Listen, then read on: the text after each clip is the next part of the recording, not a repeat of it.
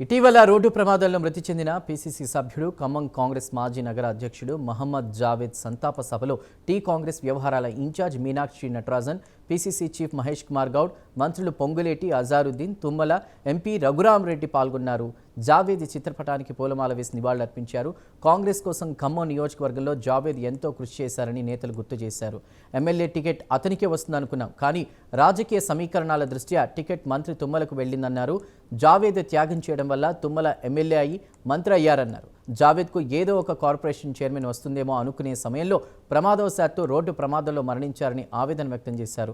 పార్టీలో పెద్దలతో మాట్లాడి వారి కుటుంబానికి న్యాయం చేసేలా చర్యలు తీసుకుంటానని మంత్రి అజారుద్దీన్ ఆ కుటుంబానికి హామీ ఇచ్చారు.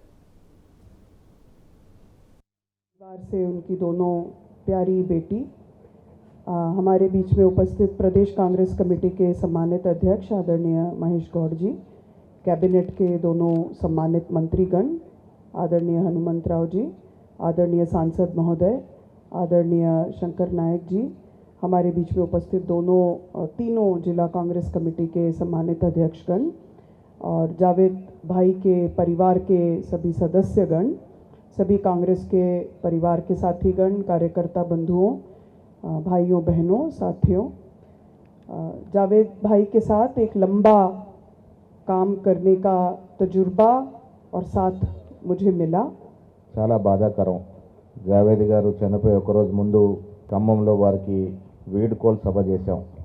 పూర్వపు సిటీ కాంగ్రెస్ అధ్యక్షుడిగా నేను నా చేతుల మీదుగా వారికి సన్మానం చేసి శాలువా గప్పి వారితో 4 మాటలు మాట్లాడించినాను.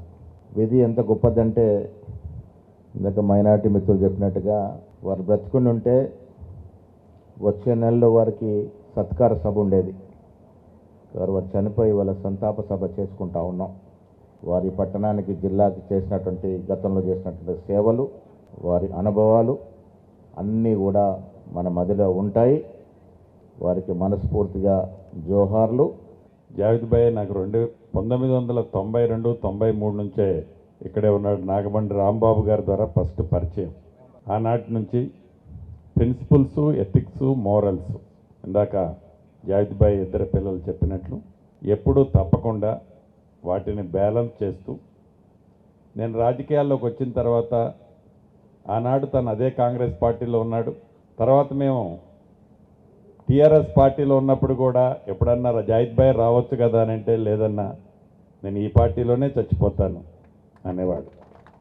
భవిష్యత్తులో జావేద్ భాయ్ నమ్ముకొని ఉన్న కార్యకర్తలకి, అభిమానులకి ఈ పార్టీ మేము తప్పకుండా కాపాడుకునే దాంట్లో ఉంటామని తెలుపు.